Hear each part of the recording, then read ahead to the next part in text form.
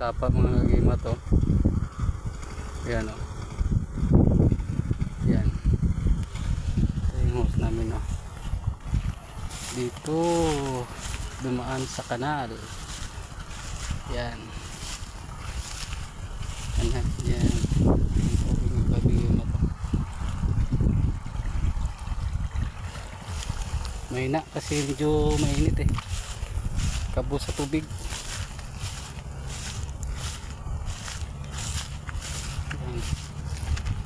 Yan pala yan mga gima to. Medyo maliliit pa.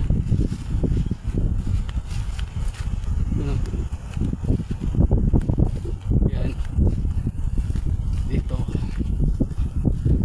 Dito ang bahay kubo. Bahay kubo mga kagimat. Yan. Ito yung pantatan. Yun. Ang palayan.